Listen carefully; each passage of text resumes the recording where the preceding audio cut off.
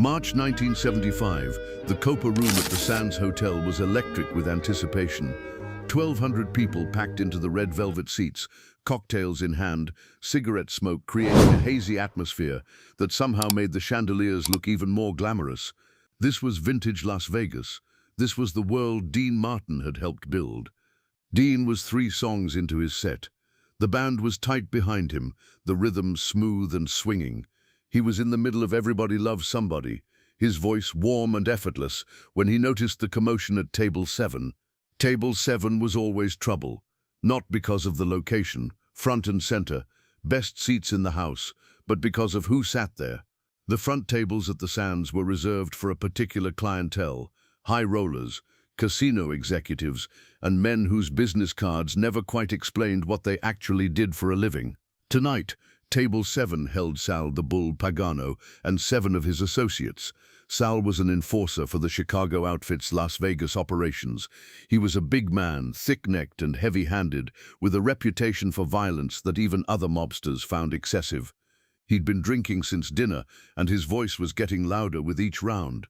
The waiter assigned to that section was a kid named Marco Fellini, 19 years old, second-generation Italian-American, working his way through UNLV with 2 jobs, the Sands by night, a construction site by day. Marco was tired, but he was good at his job, polite, efficient, invisible when he needed to be. Dean had noticed Marco before. The kid reminded him of himself at that age, working hard, keeping his head down, trying to build something better than what he'd been handed. Marco was bringing fresh champagne to Table 7. 3 bottles on a silver tray, balanced perfectly despite the crowd and the dim lighting. He was moving carefully through the narrow spaces between tables, trying not to disturb the show, trying not to draw attention. He almost made it. As Marco approached Table 7, someone at Table 8 shifted in their seat. The movement was slight, but it was enough. The man's elbow caught Marco's tray at the exact wrong angle. The champagne didn't fall. Marco caught it, his reflexes sharp from months of navigating crowded rooms. But the tray tilted, just for a second, just enough for a few drops of champagne to splash onto Table 7's white tablecloth. Not onto Sal, not onto any person, just onto the tablecloth. Maybe 4 ounces total, barely enough to notice. But Sal noticed.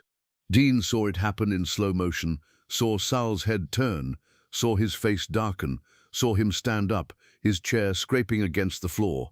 And then Sal's hand came up fast and hard, catching Marco across the face with an open palm that sounded like a gunshot in the quiet moment between verses.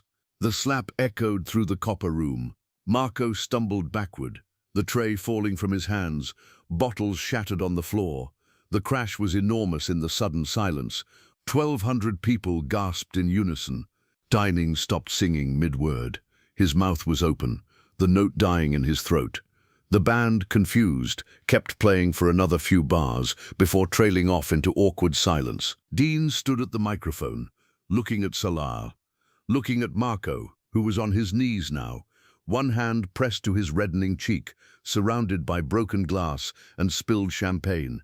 For 10 seconds, nobody moved, nobody spoke. The Copa Room, usually filled with laughter and music and the clink of glasses, was completely silent. Dean carefully set the microphone back in its stand. He didn't say anything, didn't look at the audience, just walked slowly to the edge of the stage, stepped down and kept walking. He walked past Table 7, past Sal, who was sitting back down, a smirk on his face like he'd just done something clever. Dean walked past the band, past the stage manager, who was frantically whispering into a radio, past the maitre d's, who was frozen in place, unsure whether to help Marco or pretend nothing had happened. Dean walked straight through the backstage door and disappeared. The stage lights stayed on. The band sat there, instruments ready, waiting for some kind of signal. The audience murmured, confused. After a moment, the stage manager stepped forward, his voice uncertain over the PA system. "Ladies and gentlemen, we're experiencing technical difficulties. Please remain seated. We'll resume the show shortly." But nobody believed him. Everyone had seen what happened. They'd seen Sal slap Marco. They'd seen Dean stop singing and walk away. This wasn't technical difficulties. This was something else entirely. In his dressing room, Dean locked the door and sat down in his chair. He could hear the muffled chaos from the showroom. Announcements, confusion, the sound of people starting to leave. There was a knock at the door. "Dean, it's Herman. Can I come in?" Dean unlocked the door. His manager, Herman Citron, entered looking like a man whose ulcer had just gotten worse. "Dean, what are you doing?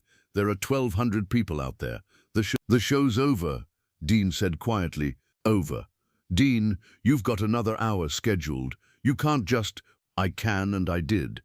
Dean's voice was calm, but there was steel underneath. "That kid got slapped for spilling water. It was champagne.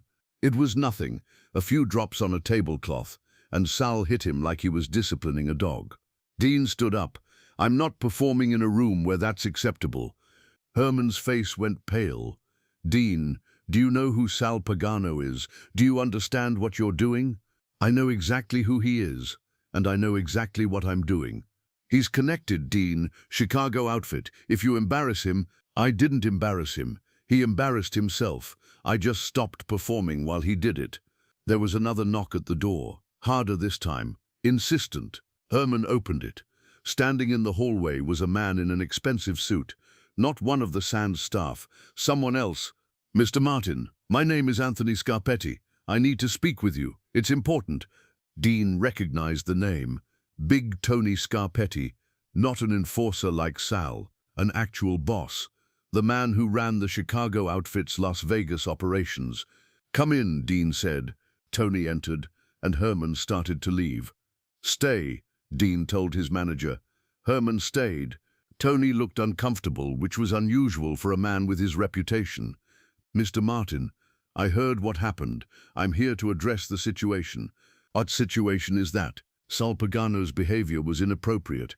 I want you to know that I'm handling it." "How are you handling it?" Tony shifted his weight. "Sal will apologize to the waiter. He'll compensate him, $5,000, and he won't attend your shows anymore." Dean shook his head. "That's not enough." Tony's expression hardened slightly. "What do you want?" "I want you to understand something, Tony. That kid out there, Marco, he's 19 years old. He's working 2 jobs to pay for college. He's probably terrified right now, and Sal slapped him like an animal in front of 1,200 people for spilling a few drops of champagne. You think $5,000 fixes that humiliation? What do you want me to do?" Dean looked Tony in the eyes. "I want Sal gone. Not from my shows. From Vegas. Permanently." Tony stared at Dean for a long moment. "You're asking me to exile one of my men because he slapped a waiter. I'm telling you what needs to happen if I'm going to continue performing in this city. If Sal's in Vegas, I'm not, and you can explain to every casino owner on the Strip why their biggest draw just left town." The threat hung in the air. Dean wasn't bluffing, and Tony knew it. Dean Martin was money. Serious money. Multiple casinos depended on him.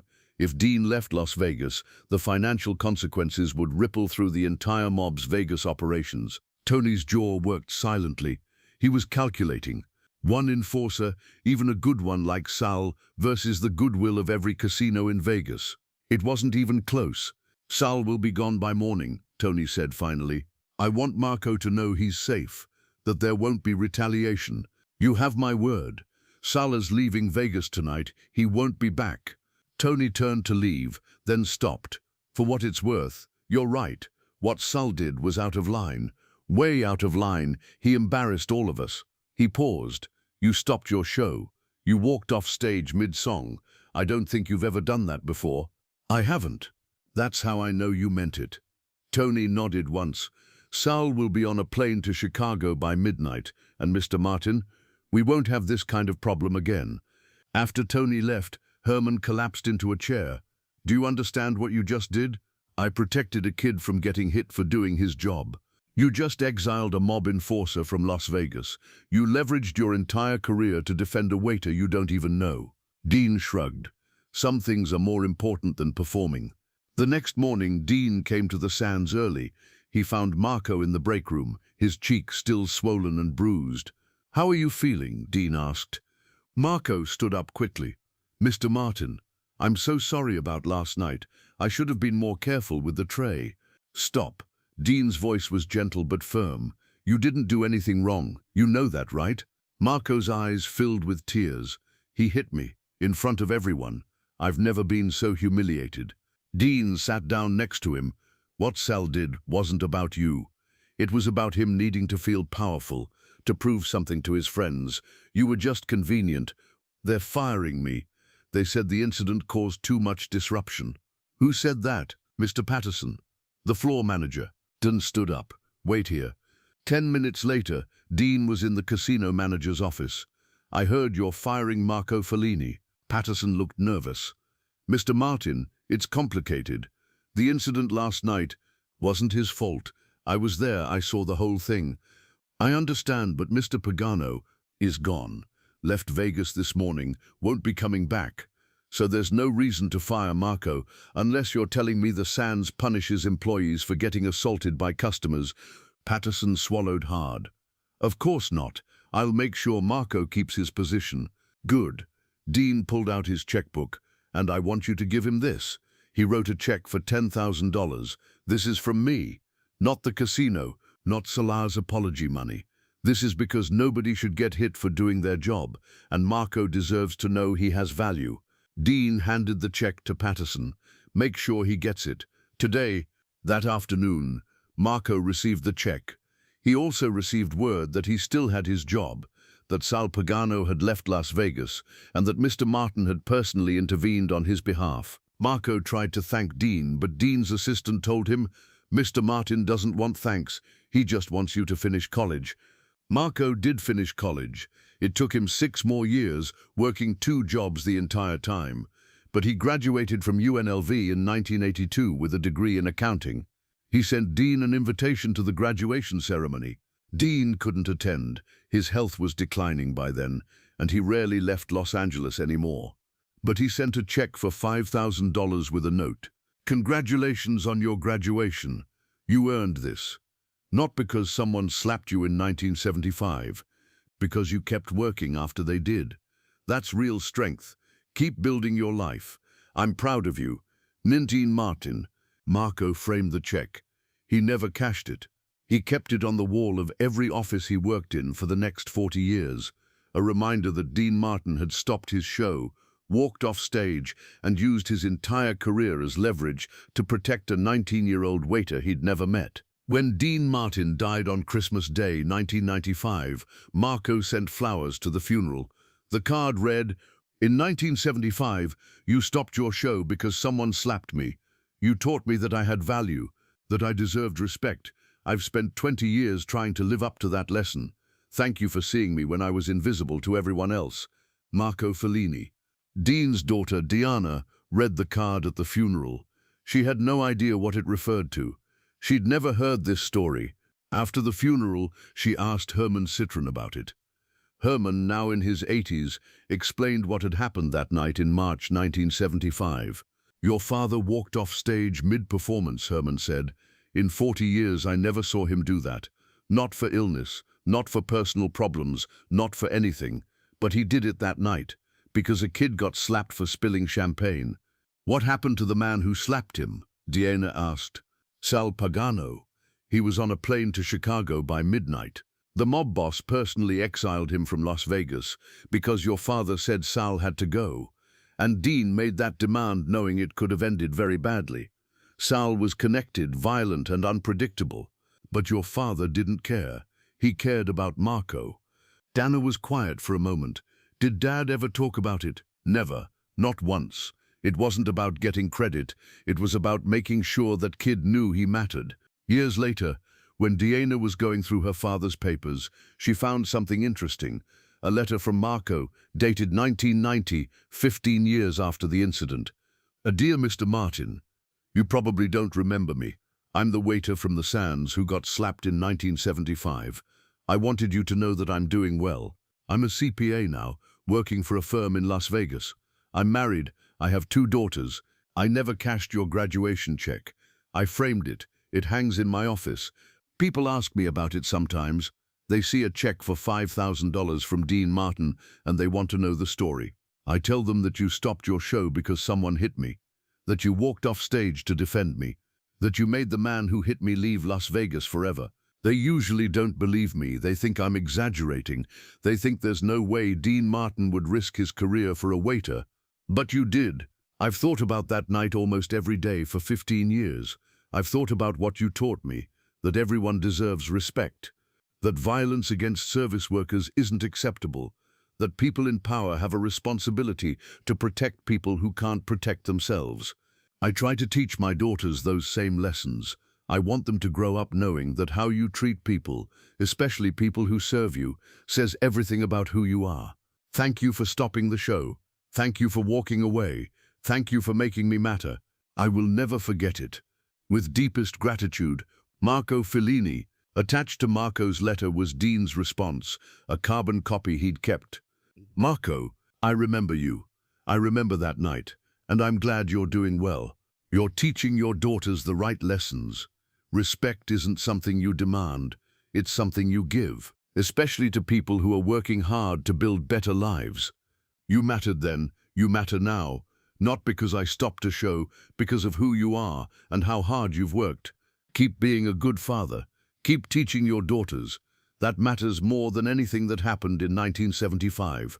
Your friend, Dean, Delpina realized her father had carried on a correspondence with Marco for years.